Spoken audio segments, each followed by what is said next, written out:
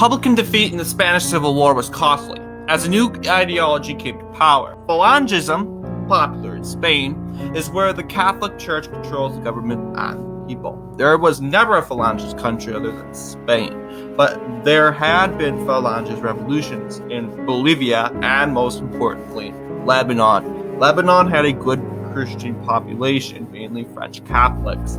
The Christians were popular in Lebanon, but only by a little bit, as they had a majority in parliament. But the Muslims felt that they had little representation in government. So this starts a long period of clashes between Christians and Muslims in Lebanon.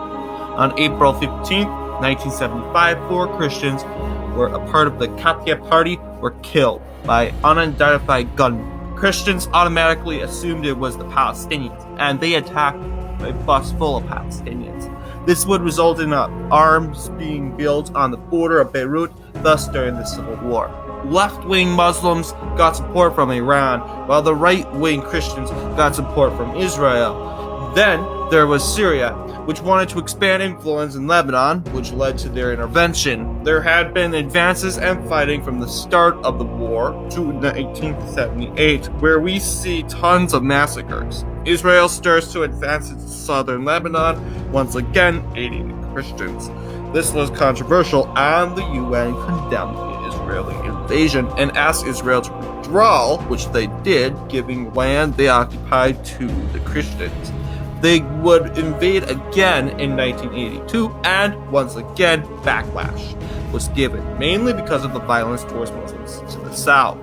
They made their way all the way to the Beirut and was brutally besieged. Now it is important to note that there was a third party in the war.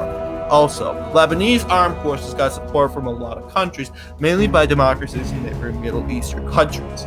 International powers then sent their troops into Beirut to keep the peace.